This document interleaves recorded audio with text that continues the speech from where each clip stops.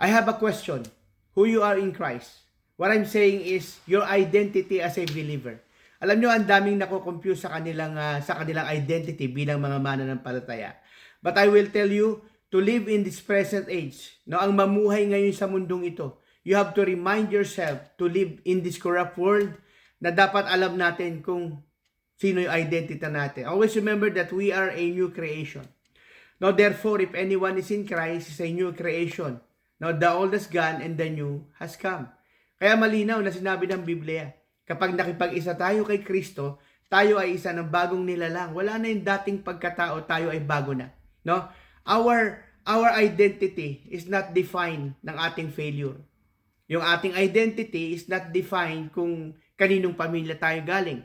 Ang ating identity is not hindi nakadefine kung ano yung ating mga nakaraan, ano yung ating mga pagbagsak, ano yung mga dating nating nagawa. Pero nakadefine ang ating identity sa Christ does, kung ano ginawa ni Kristo para sa atin. Lagi natin tandaan, no, the old life is gone. Nung tinanggap natin si Kristo bilang Diyos sa tagapagligtas, si Kristo na ang namuhay sa atin. Kaya nga sabi, sino man nakipag-isa kay Kristo ay bago ng nilalang. Wala na yung dating pagkatao, siya ay bago na. And the new life has begun. Nung tinanggap mo si Kristo, kapatid, nagsimulang baguhin ng Diyos ang buhay mo. Hindi man ito biglaan, but it is gradual.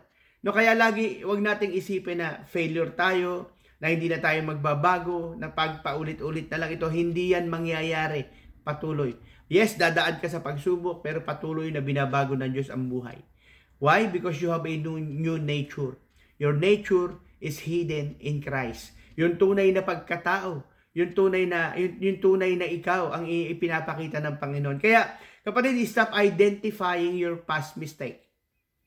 Hanggat tumitingin ka sa likod, hindi ka makamove on to praising God. Hanggat nakatingin ka sa likod, ang bigat ng dinadala mo kasi you are looking back. Straightforward, no, move forward, look in Christ. No, and start declaring, kapatid, who God says who you are. And I could say, God says that you are a new creation. That whoever is in Christ is a new creation, the new has come and the old has gone. Muli, hallelujah, huwag mong ibaba ang iyong sarili.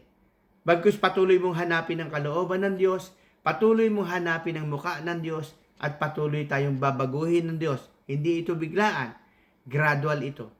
May mga ups and down, pero sigurado isa lang ang patutunguhan natin, that you are a new creation. Muli po, ito si Pastor Alan Shepherd Staff. God bless you all po.